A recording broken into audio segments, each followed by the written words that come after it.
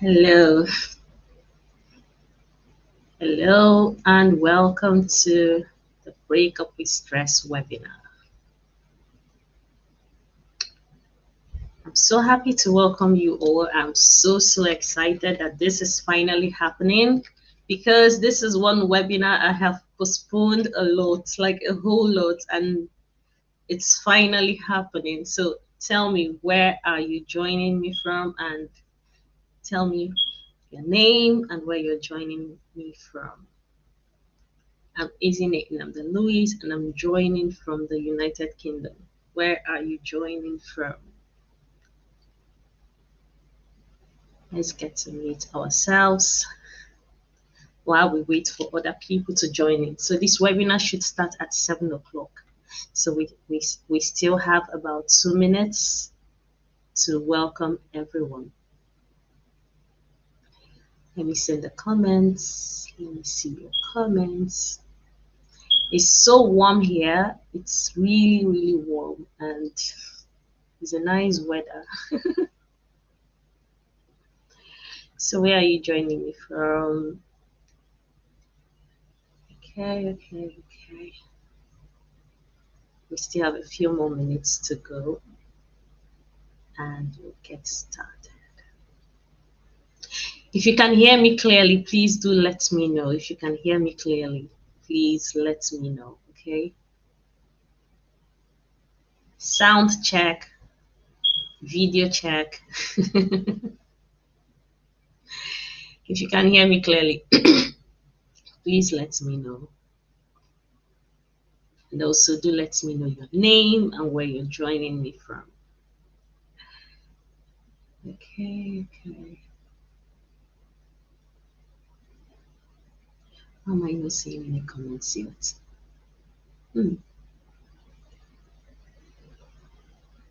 I hope my network is great. I hope my network is great. Yay, finally. So I have a confirmation that my network is great. Yeah. Phoenix, hi. Phoenix Konejo, hi from London, and I can hear you. Awesome. Thank you so much for that. Thank you so much for that. Thank you. Yes, I'm convinced that my network is great. Thank you so much. So this is going to be a very interesting and enlightening webinar. Like the depths I'm going to go today, I've not gone to such depths before in my teachings on stress management, but it has become really important for us to create this awareness, especially on dangerous signs of stress, to never ignore. Hi, Ransom. I see you, Ransom Onyema from Nigeria. Hello, Ransom.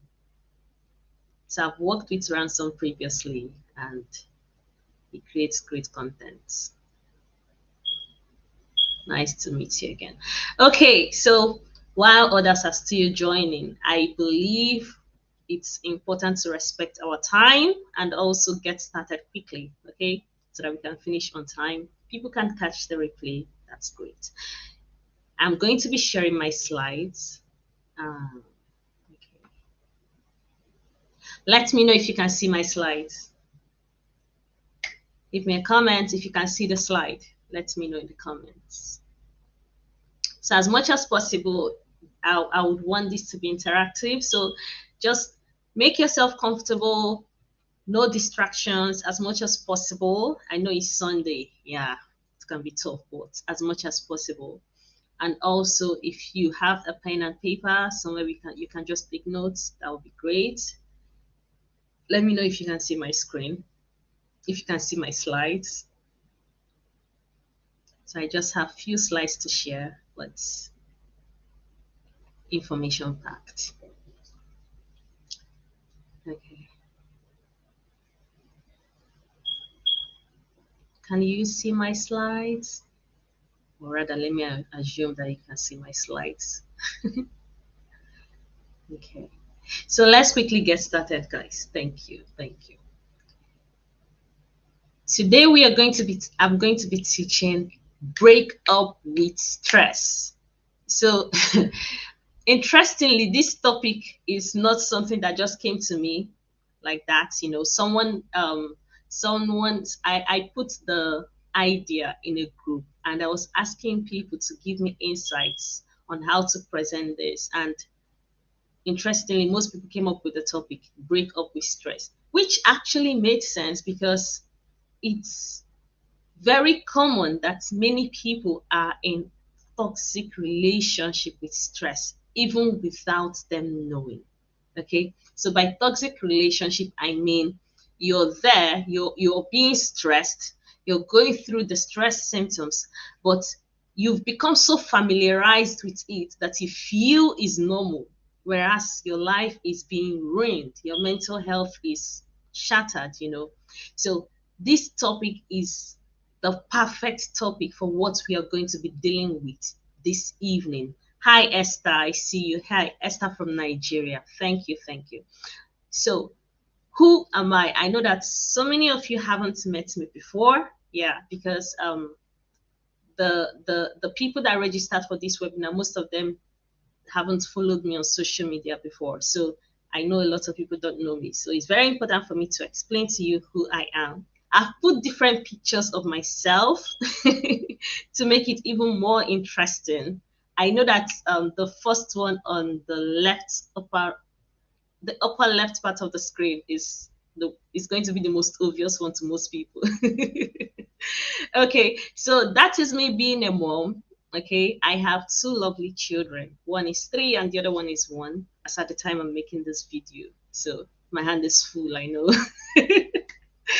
Also, then lower down here, you can see me with a microphone talking to a group of people, medical doctors, and I'm a public speaker. What am I talking about? I always talk about stress management. So that's what I'm mostly invited to speak on: stress, anything related to stress management. So I've featured on different platforms, okay, including medical alumni platforms. So the one lower down beside the speaking engagement is that's me with the peace sign. Is this picture was taken in April this year when I was hosting the 4th annual Stress Management Summit Africa. So I'm a host, I'm a convener of the Stress Management Summit Africa, where every year I bring together professionals from different spheres to teach the audience the theme of the year. So this has been going on since the peak of COVID, and this year we had the 4th one in April. There are people on the live session that worked with me. It was really amazing. And then the picture with me on the scrubs that's my daily job.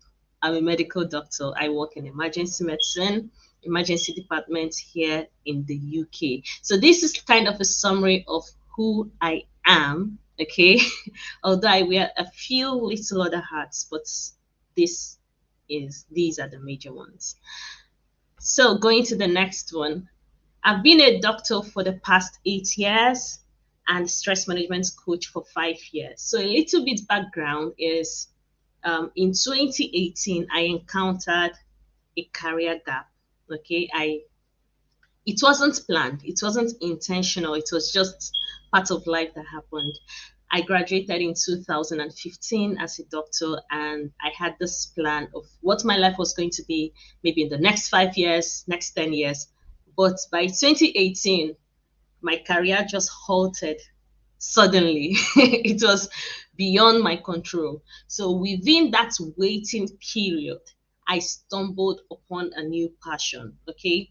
And the passion came from studying the scripture. If that's It came from studying the scripture, I have to be honest with you, where I came across a scripture that was talking about do not worry. And I got so excited, like I've discovered the cure for anxiety. You needed to see me that day. So with that interest, I began researching more into the insight I've gotten. And that's how I stumbled on stress management for the first time. Remember, I was 3 years postgraduate, and I've not heard about stress management before, even in medical school. So I stumbled upon this passion and I started reading more about it. And the more I read about it, the more exciting it became for me. Interestingly, my husband was my first audience, my first client, so he was listening to everything I was teaching. It was interesting learning how stress could impact our thinking, could impact our behavior. So certain things started making sense to me, including why I was always moody most times, So it made sense to me, and I realized that, okay, this is something that more people needed to know, especially the impact or the consequences of poorly managed stress. Okay, and since 2018, I've continued doing this and have gone further to teaching people, hosting webinars. In fact, I had a group where I was just teaching about stress management for about a year or 2 years or so. And then from there, it has bettered the Stress Management Summit Africa from the peak of COVID. I'm also Stress Management course contributor to the largest e-learning platform in the UK, the Access Group, public speaking, and I've gone further to become a member of Association for Coaches here in the UK, while practicing as an emergency medicine physician, which is my daily job. All right. So these are a little background of who I am and why I believe you should listen to me in what I'm going to be teaching, because this is going to be a combination of my experience working in emergency department and also my experiences as a stress management coach. Okay. So on a scale of 1 to 10, the interesting part, how stressed are you? Just let me know in the comments. As you're listening to me right now, okay, I know that Sunday is a day of rest. Yeah. So most people must have been resting, so you may feel minimally stressed, or for those who are chronically stressed, yeah. On a scale of 1 to 10, how stressed are you? With 10 being the worst and 1 being the least stress. Phoenix, 9.5. That's a lot. 9.5. That's a lot of stress. I'm glad you're here. I'm glad you joined this webinar. Okay. So I won't be expecting loads of responses because few people have joined so far. I believe more people will join as well. Okay. So going next, and it's very important to know this little statistic, okay, that stress is the common risk factor of 75% to 90% diseases, including the diseases which cause the foremost morbidity and mortality. Okay, so this is a research paper. I'm really sorry I didn't include it in this slide. So you know what this means? Like in every 10 diseases, people are presenting with 7 to 9 of them, 7.5 to 9 of them are actually stress related. That's for the fact that you're stressed is a risk factor to getting these diseases. Okay, so is a huge percentage, a very huge percentage. So this is somehow saying that if you are able to manage your stress to an extent, your risk of getting certain diseases will be reduced. Not just physical diseases, but also mental health concerns. Okay, so if you're able to manage your stress to an extent, you have taken charge of both your physical and mental health. And if you're in a place where, if you watched one of my videos when I was advertising this webinar, I talked about the impact of stress on hospital bills. So if you're someone that is always visiting the hospital due to stress-related concerns, imagine how much you're spending. That's for those that are paying hospital bills. Imagine how much you keep spending with every visit. Not just the money, the time you're spending, and also the back and forth. When you go to the hospital, they tell you, no. We didn't find anything. They will do various tests and they tell you, we didn't find anything. And then you go and come back again and they tell you, we didn't find anything. So it's difficult being in that situation where you just don't know what's going on with you. And by the time you go for your next visit, you're being referred to a psychiatrist or a psychologist because it's obvious that what's going on with you is not something organic, something that they can easily find in a test or in a scan or whatever investigation they are doing. So I have somebody like that that this happened to exactly. He kept visiting the hospital to the point that they had to refer him to a psychiatrist who started him on antidepressant medications. He knew quite all right that he didn't need that medication, but what was going on? Of course, it was stress that's when I had a chat with him and realized that, oh, at the root cause of what's going on with you was poorly managed work stress. When I believe that professionals are here mainly. So, when you're doing all the work, that as in you're just not getting enough rest. You just keep working and working and working because bills need to be paid. And then you start getting certain unspecific symptoms that you just can't explain what's going on. So stress can be at the root of all of these. All right. So what now is stress? Stress is simply your body's response to perceived threats or huge demand. So what that means is that, oh, there's something going on externally in my environment and I feel I don't have enough capacity to deal with it. So I now feel that I have little resources to deal with this huge demand. That means my body is going to respond in certain ways by releasing certain hormones, to either make me run from the situation, fight the situation, or just freeze and do nothing. So these are different ways your body can respond to situations so that you can do something about it and get out of that situation quickly. So if you're going to make stress work for you, it means you're going to be able to understand what your body is communicating per time, what the stress response is communicating per time, and taking action at the same time. Okay. So what that means, I'll explain again. So what that means is that if I have an exam coming up, okay, and I'm trying to go to bed, by the time I get to bed, I may feel my heart racing, like, and then I'll feel myself panting. So I will now start thinking, why am I having these symptoms when I should be sleeping? And then I'll start thinking, what's my body communicating? So, and in that situation, I feel more alert rather than sleepy. So that's my body communicating to me, hey, there are certain things you haven't sorted and you're going to bed. And one of them could be, oh, you haven't read well enough and your exam is closed. Okay. So this is you understanding what your body is communicating. And then you're saying, okay, so my body is communicating this and it has made me to be alert by this time. That means I need to get up and attend to that situation. That means getting up to study, because with the stress response, blood flows more to your brain, more to your muscles, so that you can be more active to handle the situation. So this is your body telling you, hey, get up, stay alert, study. When you're done, you can now go to bed and sleep. But if you ignore such communication, your body is telling you, probably you didn't understand what's going on. You're going to be in a state where the stress hormones that were released will become more persistently elevated in your body.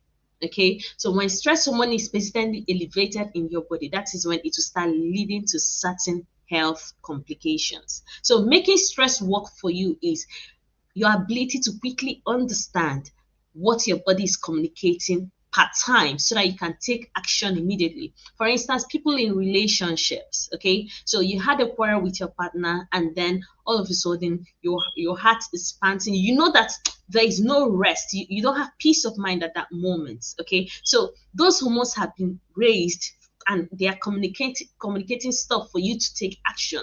So for you to get those hormones down, it means you're going to probably work towards peace for your own sake, not actually for the person, however you want to do it, but to work towards peace so that you can feel much relaxed and get those hormones down. All right. So stress becomes a problem when, number one, when you're under elevated levels of stress, that's increased levels of stress, such that those stress hormones called cortisol, adrenaline remain raised for a long period of time. Stress also becomes a problem when you are in an environment that consistently raises your stress hormones, even though you're going to sleep, even though you're getting your sleep. Okay, so this can be like a toxic workplace where whenever you go to work, your stress hormones are always raised because of what's going on in that workplace. Even though you come back home and go to work again to that same environment, it won't be long before the persistently raised stress hormone starts causing problems to your body. I don't know if you understand what I've explained so far. If you understand me, please do let me know in the comments. If you have any questions, also let me know in the comments. So understanding what you're communicating and taking action immediately is one of the key ways to make stress work for you. All right.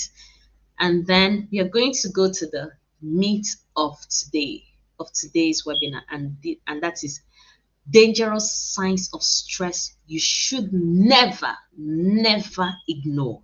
Okay, so I'm starting with the physical signs. Because this is the one that will kill you first.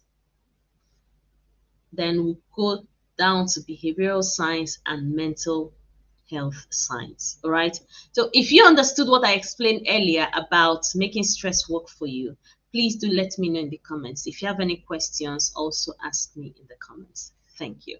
So let's go to the physical signs of stress. I'll start with a story. I saw a patient, I think last month or 2 months ago. This is a young man in his 50s.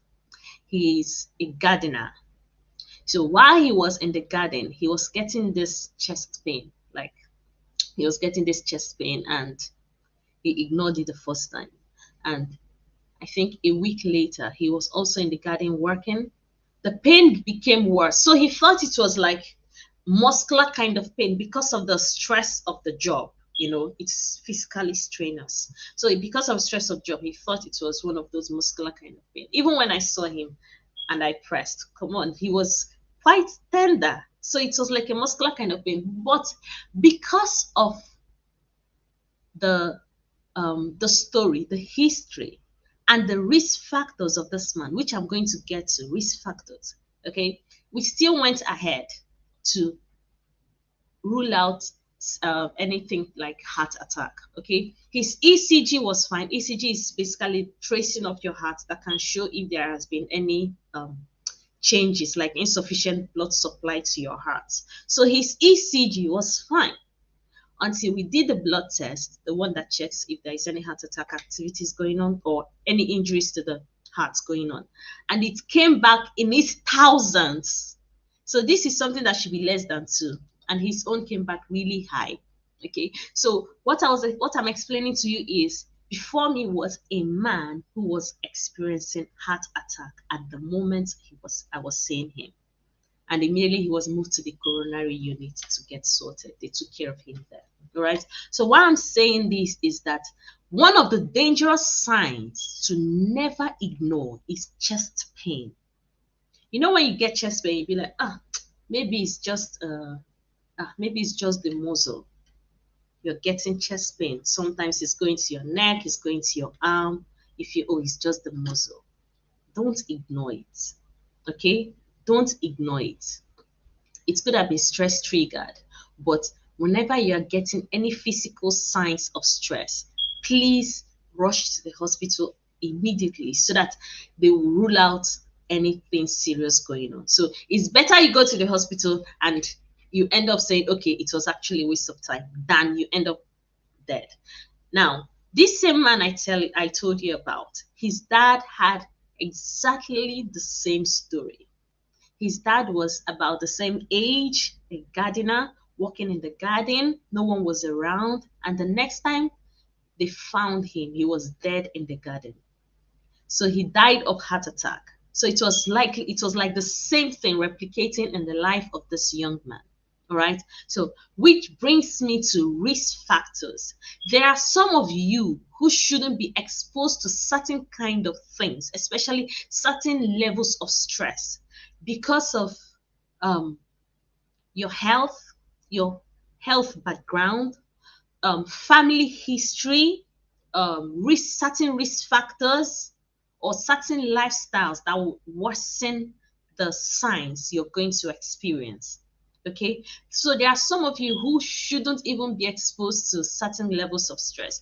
That is why one of the myths, or is it myth they call it, myths of stress that we debunk is everyone responds to stress the same way. That means if we are working in the same workplace and they bring to us a certain amount of duties, a certain amount of job. So it's expected that all of us will respond in the same way and cope with the duties the same way, which is wrong. We don't all have the same capacities, possibly due to age, due to health risk, because the higher your age, the more your risk of getting down with certain stress related diseases. Health risk, if you are sick already, you don't need more stress to your health. Family risk factors, if you have family history of certain diseases, including sudden death in your family. For most of us from Nigeria, we come from a place where if there is a history of sudden death, it's assumed that okay, maybe he just died in his sleep, nothing happened. Sometimes some of these things are due to heart-related conditions. Okay, so history of sudden death, history of heart attacks, okay, history of stroke. If history of stroke, high blood pressure, diabetes, if you have such family histories, you don't ignore certain signs of stress. Okay, you don't ignore. In fact, you shouldn't subject yourself to certain levels of stress, because that person A is coping effectively does not mean that you will cope effectively. So this my gardener friend has come down with heart attack. Look at the family history. Someone else who is also a gardener may not have the same symptom. Maybe the person is even doing more because they don't have the same background, the same history. So it's very important for you to understand yourself. Be very, very self-aware. You don't joke with your health. Be very, very self-aware. Okay? Remember, I talked about age. With increasing age, you become more intentional, all right, about how you handle your stress level and how you cope. Recognizing stroke signs such as weakness of one side of your body, your arm, your leg, weakness of one side of your face, slurred speech, that struggling to speak, or speaking in a way that is unusual, maybe like you're drunk or something like that. All right. So these are certain signs of stroke. These are some signs of stroke that you should never ignore. This is one of the Stroke is also one of the stress related diseases. Okay, so another one is abdominal pain. There are people that come down with non-specific abdominal pain. In fact, I've had a lady I coached recently, a very young lady in her 30s. She was having the symptoms, the abdominal pain, dizziness, getting really tired, headaches, and she was going to the hospital back and forth, nothing is wrong with you, back and forth, nothing is wrong with you. And it wasn't long, she was referred to the psychiatrist. Okay, but then she came to me, she told them that before she starts medication, let her try something else. And then she came to me, and by the time she was talking about her symptoms, I was just looking at her, oh my dear, you're just experiencing signs of stress. And it's good you've recognized this, and it's good you're taking action immediately before it becomes something even more serious. Okay, so why I'm mentioning these signs of stress, these physical signs of stress, is because it can mimic more serious health conditions. So it's very important that when you're experiencing any of these, please get checked out in the hospital, okay, to make sure it's nothing serious going on.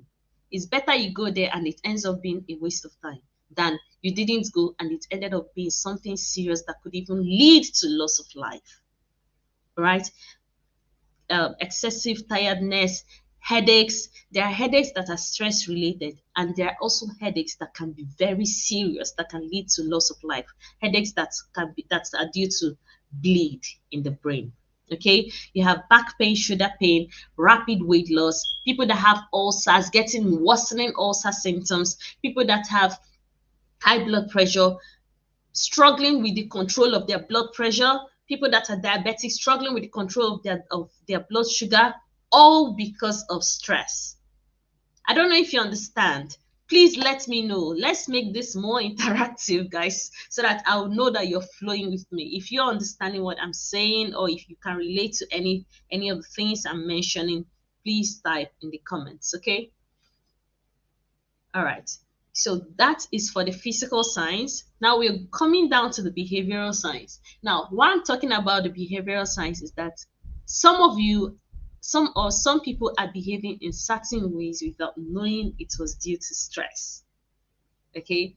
And one of them is addiction. So some people are addicted to certain things: alcohol, smoking, drug, pornography, as a way of coping with their stress. You know, I met with one man one time. I was flying back to Nigeria, and this guy was telling me that when he's stressed, he and his friends, no, after work, of course, they are stressed after work, they go to somewhere to the pub, they and smoke. That was how he started smoking, as a way of relieving stress. But then he realized that even when he's no longer stressed, he still goes there to smoke. So the journey to addiction starts with exposure, right? So if you're going to try smoking as a way of coping with stress, just know that you're about to journey into addiction to smoking, and you're going to start requiring even higher levels of cigarettes or tobacco or whatever it is you're taking, higher levels of alcohol to cope with increasing levels of stress. All right. And before you know it, you're taking more than required. You're getting addicted. It's affecting your quality of life. And you know the cycle of all of these, the alcohol, smoking addiction, all of these will further increase your risk factor of having even more serious, dangerous consequences of stress, like heart attack, the stroke, the tummy pain, and all of that. All right. So it's even best you don't get started on the journey. But if you find yourself on that journey of this addiction, it means it's time for you to step back, to find other healthier alternatives to help yourself. All right. Lack of interest in appearance and hygiene, these are not things you should ignore. Reduced sex drive, this one can destroy a family, it can just destroy a relationship. Okay. And you start suspecting each other, not realizing that it's due to stress. Poor poor poor sorry yeah poor erectile dysfunction. That's what I was trying to say. Erectile dysfunction, you're trying to meet with your partner, and then you're struggling to sustain erection because you're stressed. Yes, it happens. And then you start suspecting each other. Okay, maybe he doesn't love me anymore. Okay, maybe he's getting satisfied, or she's getting satisfied elsewhere. There is reduced libido. And before you know it, fight is breaking out. Hey, when you start experiencing things like this, it's very important to explore. Are you stressed? Do you need help? Right?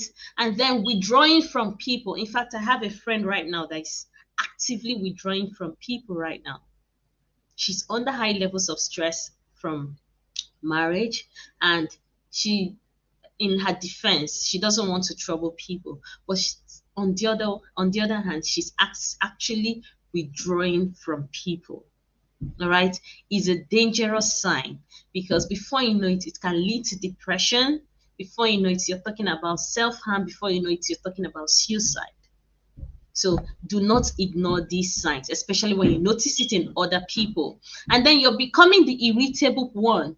And when you've become that irritable one, let me give you an instance. For those living in Lagos, Nigeria, you're in the traffic situation, okay? And you need to get home on time. You need to get home. But because of the traffic situation, your stress levels have become elevated, and you've become just irritable. Like, you're not having it, because you should have gotten home, you should have slept, you should have rested, because it's been a terrible day, or it had a difficult day at work.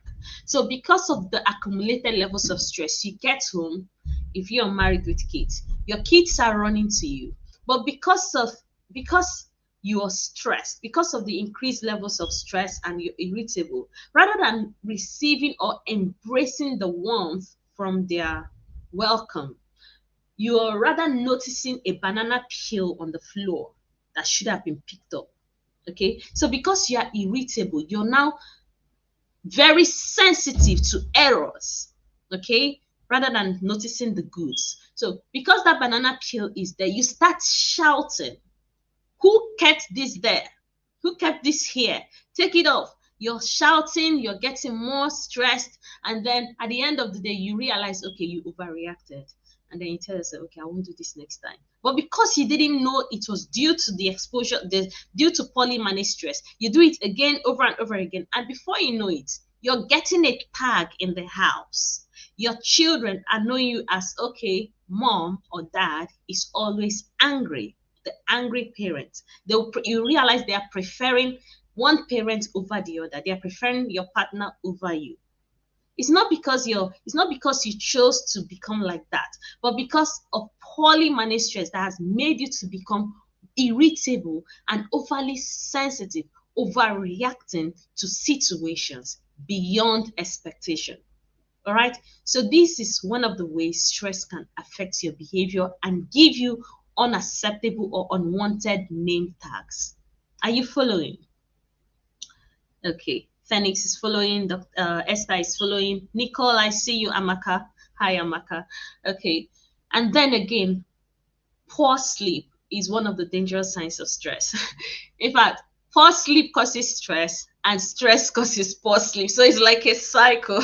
If you're able to arrest one, you've arrested the other one. So just don't be caught in that web where you're now struggling to sleep. Okay, you need your sleep to manage your stress, and you need to manage your stress to sleep better. So let's go to the mental health signs of stress. Number one is anxiety. Next is depression. You've seen people with mood swings every time they are moody, especially when they wake up in the morning. It's as if they fought with someone. It's as if they fought with you every time. You don't know what you did wrong to them. So one of the things that can be going on in the background is a poorly managed stress. I've been there, but how I stopped being moody or getting all these mood swings is something I don't remember. Because stress management is a lifestyle. Once it envelopes you like this, you realize there is a measurable change in the way you approach life from the morning you wake up to the night you go to bed. All right. So things will barely get at you. It doesn't mean that you've become lazy or complacent to situations. No, it just means that you're making better decisions. You're much calmer. You're much able to approach situations, and then you appreciate your peace of mind and everything else that's just associated with it. So it's a lifestyle. It's something you do for life, all right? And then you realize that you're lacking motivation. You're feeling overwhelmed. You're becoming more forgetful, making poor decisions. And these are the kind of things that can fire you from your job. If you're getting more forgetful, you're struggling to keep up with deadlines. You're making poor decisions. It's very important you recognize this, because it can cost you your job, it can cost you your relationship, it can cost you things that are really important to you: relationship with your partner, relationship with your work colleagues, relationship with your children. Because trust me, nobody wants to associate with anyone that has negative energy all the time. Anytime someone see you, you're complaining about things, you're complaining about life, you're complaining about everything going wrong. Anytime someone see you, you have the low mood, you are just not motivated. So it means that you need to tackle the source of that stress immediately, like it's an emergency, before you know it, so that it doesn't ruin your life or things that you've built consistently over the years. Okay, and it can also affect your productivity such that your income will reduce. This is not the time to play with our money, especially in this economy. This is not the time. Okay. Amaka says she's following Esther. Yes, stress management is a lifestyle. Okay. So I don't know if I did justice to dangerous signs of stress you should never ignore. I don't know if I did justice to that, which will take us to how to prevent stress. So I'm just going to take these three S, so that to make it easier to remember. how to prevent stress. So this is meant to be a 1 hour webinar, and I'll try as much as possible to finish in time. All right. How to prevent stress, starting with the 3S. If you have followed me previously, you must have seen me mention the rubber band analogy. Okay. So this rubber band analogy is what's going to explain self-awareness. If you follow what I was talking about, how to make stress work for you, one of the things we talked about was understanding what your body is communicating per time, and that starts with self-awareness. All right, so I'm going to talk about self-awareness using this rubber band that I'm holding right now. So it means if I want this rubber band to go from point A, okay, this is point A. I'm trying to, okay. So this is point A and this is point B. If I want this rubber band to get to point B, I'll just throw it, and it gets there. All right. But if I want this rubber band to go further than point B, that I want it to go much further, maybe to my door, I need to stretch this rubber band for it to go further. Okay, good. So what it means is that when you are walking, when you are in your resting state, you're just able to do the barest minimum. All right.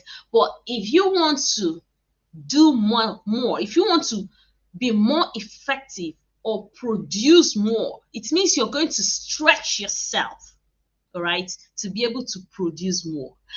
If you're given extra responsibility in your workplace, maybe you've been promoted, it means that there is now added demand. That means you're going to stretch yourself even more to produce, okay, to fulfill your obligation in that new role. So that is you stretching yourself. Now it becomes tricky because how far can you stretch yourself without breaking down? Now, if you stretch yourself like this, my rubber band, if I stretch it to this is the maximum limit. It will go to the maximum point I want it to get to. But if I start forcing this rubber band to get to a point beyond its maximum, what is going to happen to this rubber band? There is going to be a risk of snapping. I don't know if you understand this rubber band analogy. Just follow me. So if I stretch this rubber band beyond what it can handle, oh, look at that. It just snapped. And what's going to happen? I'm now going to start patching this rubber band for it to get back to the resting state. And by the time I've started patching this rubber band, the productivity will start dropping. And the more I patch it, the more the productivity is dropping. So let me explain what that means to you as self-awareness. So self-awareness means understanding your own limits, how much you should stretch yourself to get to optimal productivity, such that you don't go beyond that. Because if you go beyond that, you're at risk of different things. You're at risk of burnout. You're at risk of all those signs, dangerous signs of stress we talked about earlier. You're at risk of reduced immunity, such that you're going to be catching every bug flying around in the season, and then you're going to become a customer to the hospital. So stress self-awareness is being able to understand how much you yourself should be able to handle, and that would require putting into consideration your situation per time. I will explain what I meant by that. For instance, if you listen to me earlier, I said I'm a doctor. I'm working in emergency department. I am a stress management coach. I'm doing this webinar. I'm also a speaker, and I'm a mom. Okay, so with these responsibilities, it's common sense for me to be very careful with any added with extra responsibilities, right? Because I'm aware of my situation. I'm aware of how much I can handle. I'm aware of my health status. I'm aware of my age. I'm aware of family background, family histories, or any other risk factors. So with such awareness, I'm able to know how much I can handle per time, possibly until my circumstance changes. All right. So with such awareness, you're able to prevent stress overload that can lead to more serious problems. I don't know if you understand. So if you're going to struggle with self-awareness, this is a simple task you can do. You can start journaling. All right. How much were you able to do today? And how did you feel? Did you feel that you can stretch yourself more to do more and even produce more? Okay, so these are questions you should be answering yourself. Do you think you can stretch yourself even further to produce more? And when you stretch yourself and your body has started communicating, no, no, no, you can't go beyond that. Are you able to listen at that moment and say, oh, okay, this is my limit. I can't go beyond this. And then you switch off to get back to your resting state so that you can work optimally again. All right. So this is basically what self-awareness is. Anytime you forget, remember my rubber band that snapped. Okay. Did you get the rubber band analogy? Please do let me know in the comments. Did you get it? Let me know in the comments. Hi, Fiwe. Nice to meet you in the webinar, joining from South Africa. Okay, Esther says, yes, you did justice to it. Amaka, yes. Hi. So let me know if you understand the rubber band analogy, and if you have any questions, do let me know as well. Okay. And then going down to the second approach, which I call the scheduled intermittent rest approach, SIR. SIR, SIR, scheduled intermittent rest approach. See, for biblical scholars, you would realize that several passages in the scripture talks about rest, take a Sabbath day of rest, take your day of rest, like it's appeared several times. So rest is not luxury, it's part of your productivity. What that means is this: you can schedule your rest. You should schedule your rest the same way you schedule every other activities you have. All right. For instance, you're planning swimming activities this week, you're planning school runs, you're planning your job, you're planning different things. And as you're planning all of these, plan your rest as well. Okay. So the rule of thumb is have one day in a week where you do things for yourself.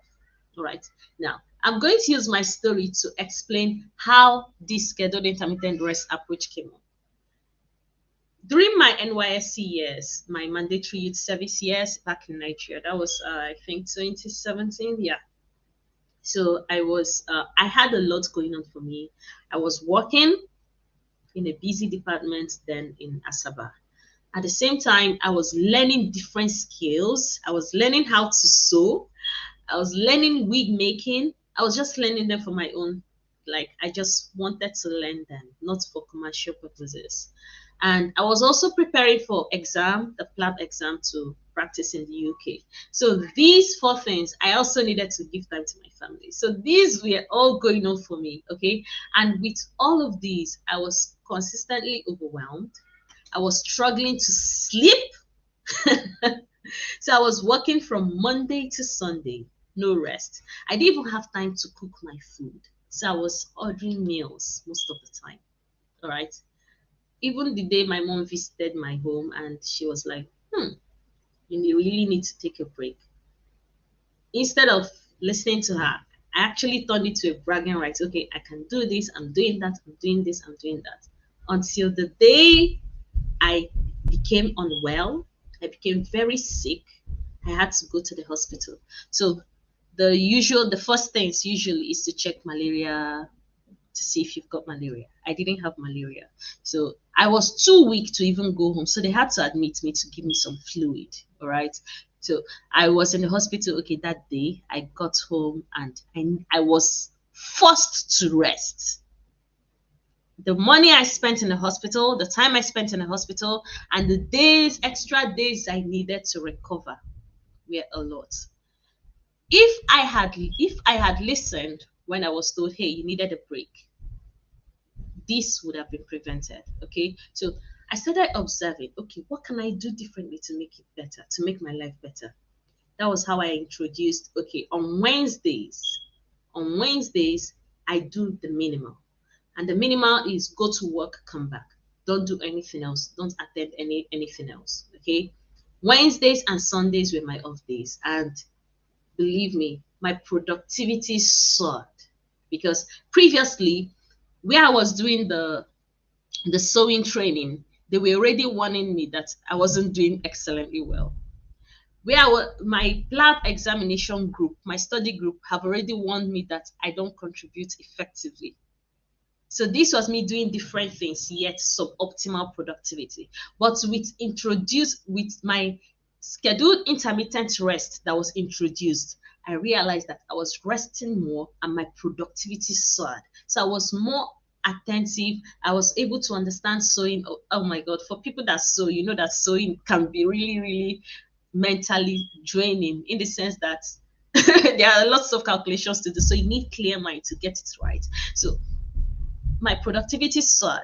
So if you're someone that is always overwhelmed, week in, week out, I encourage you, bring out one day to rest, at least one day in a week.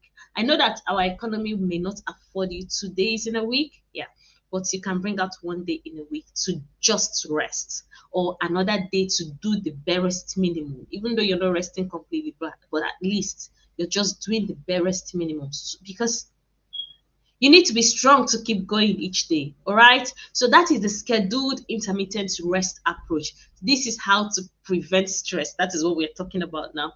And then the third S is sleep. Remember, we talked about sleep being a cause of stress and stress being a source of poor sleep. Sleep is not for the weak. 2 hours, 3 hours, 4 hours sleep that people usually preach when they're talking about billionaires. That's not the way to life.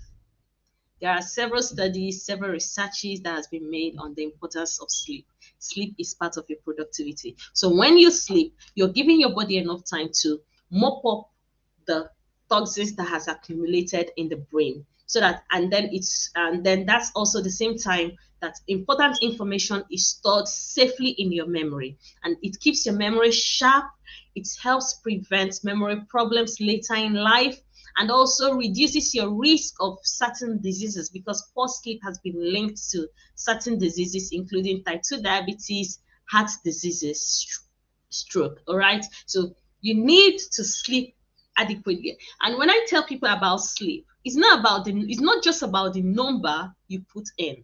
Like, okay, you slept 6 hours, you slept 7 hours, 8 hours. It's not just the number. Quality sleep is equally important. And what I mean by quality sleep is you wake up feeling refreshed, no headaches, you're not feeling tired, you're just ready for the next day. So that is quality sleep.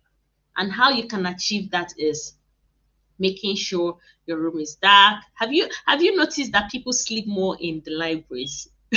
The libraries are so calm, the lights are dim in most places, so quiet, cool. So if your room can mimic the library situation, you realize that you sleep much better. Minimal screen time, no TVs in the room, no background noise. So these are the kind of things that can improve quality sleep. All right. So that is it for how to prevent stress. And there are still more things when it comes to how to prevent stress, but because of time, I believe I will be stopping now because if I continue on so many things about stress, oh my God, it's a lot. So if you have any questions, please do let me know. Okay, Esther says, yes, I got the rubber band approach. Amarachi, correct. Scheduled intermittent rest. Yes, that's the SAR approach. And then Amarachi, the economy is not encouraging. I agree. And this is the best time to equip yourself with stress management skills because we may think we've seen the worst. Nobody knows what's coming in the future. And like I tell people it looks like we're in a survival of the fittest mode where it's the resilient that will just keep thriving. If not, people will just keep coming down with stress related problems, even loss of life, unfortunately. All right. So if you have any questions, I'm happy to take your questions now. Please keep them coming. I'm happy to take your questions now. So a well-managed stress is equal to improved physical and mental well-being, optimal productivity and wellness. So if you agree with all the if you listen to all the things I've said from the beginning, you agree with this particular statement, please bring your questions. Okay, bring your questions. And then to achieve that well managed stress, these are the skills you will need. Learning how to make stress work for you. I believe that we talked about that in this webinar. I believe you've learned that. I believe you've learned that. And that is properly channeling any stress in the right direction for optimal productivity. And then you also need the second skill, which is preventing stress. And in preventing stress, you're building resilience to adversities, which is a highly, highly needed skill in times as this.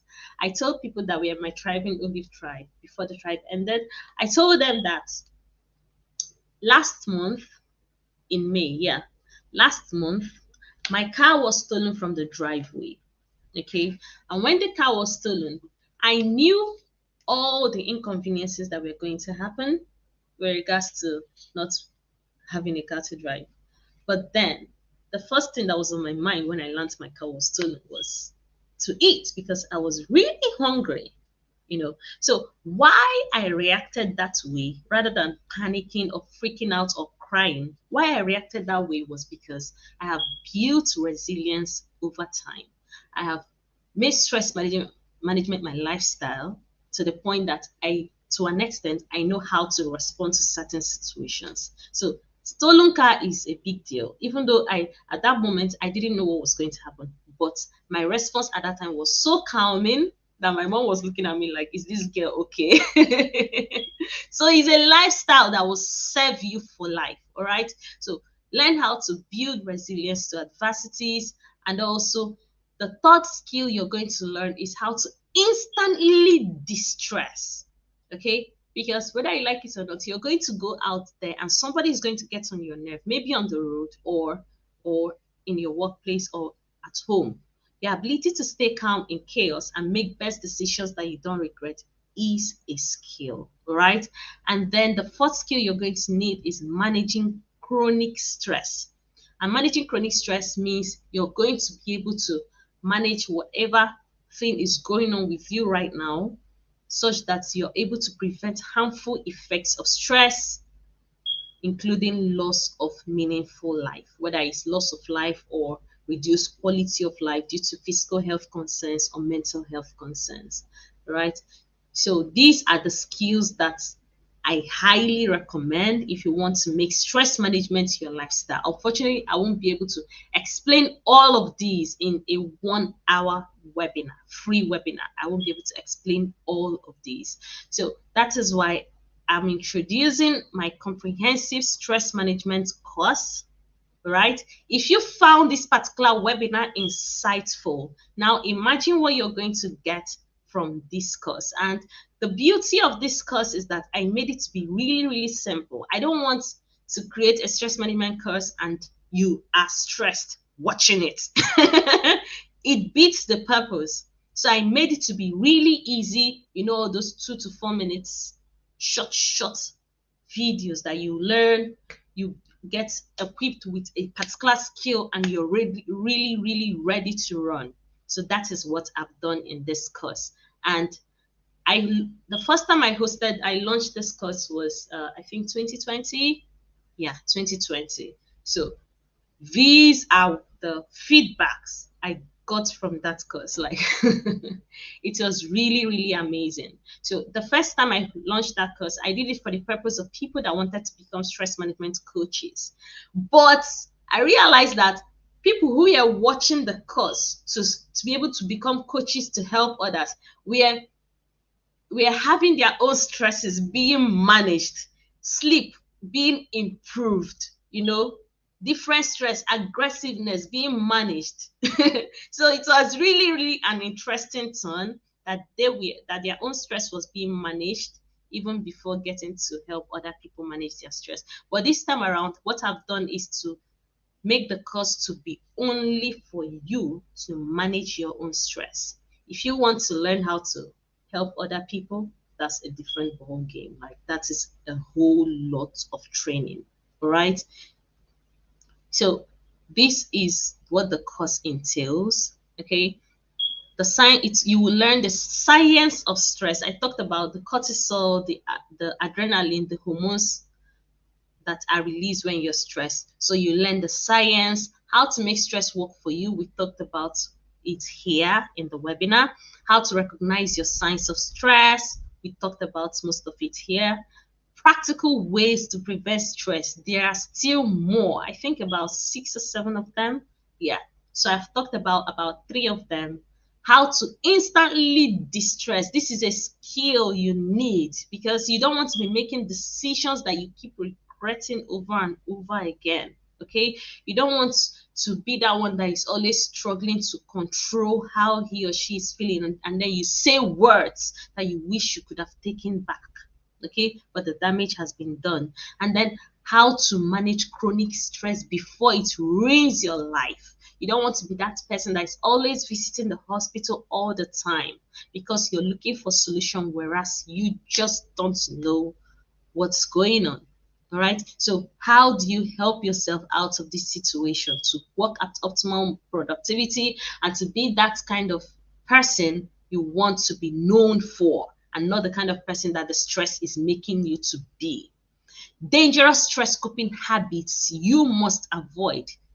There are things that people do that feels right, but are they actually right? So you need to learn them. Okay, this is part of the course. So this is 7 module course, and believe me, there are so many things out there online, but this is the only stress management course you will need to gain this lifetime skill for you to live a happier, healthier, and more productive life. And I'm not bluffing, I mean it. And I know you want to know how much the cost is. Oh my God, isn't it? See, just look at that bot below, and I'm going to tell you why that bot is there. So the actual cost of the course is 35,000 naira, and that is about, I think, $70 or so, according to the exchange rate. Not, I don't even know how I did that exchange, but that is what it is right now. And however, I don't even know why I did this, like slashing the cost to this point. This is like divided by 10. So from 35,000, I'm making this course available at $7.5 and not $70 and not £60, but $7.5, £6, 3,500 naira. I know it's a silly thing I've done, but my goal is to reach more people. Okay, I don't want to place this high ticket course where, okay, you need to start saving money, start saving a lot of money to get there. I know that therapy is expensive, hospital bills are expensive. Why should I make a stress management course to be expensive? And believe me, this cost price came from an insight. Even this teaching, everything has been just insights from God. So even the price, because if I'm going to charge based on the worth of the course, it's definitely not going to be 3,500 because I know what I put in creating that course. But if you're happy to pay right now, please use the link. Okay, let me put it up. Let me put it up. Let me put up the link.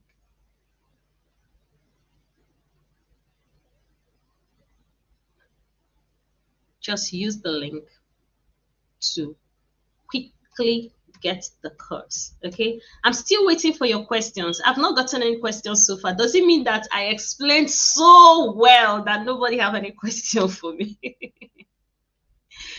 That's amazing. Okay, so I'm writing down how to get the course. Okay, stress. Yes, I'm not great at marketing. That's one thing I just don't know how to do. So I don't like speaking a lot of grammar, telling people why you should do this, and then putting out other things you're going to get this one because I want you to buy my product. No, I'm more interested in what you're going to gain and how you're going to benefit, how you're going to start living. Like there's a kind of life that comes with managing your stress, you know. To other people is like things don't get to you, But that's not it. It doesn't mean that things don't get to you. It's just that you're more equipped with a skill, with a skill to manage situations much better, with better outcome, without it ruining your life, your career, your health, and things that are very important to you.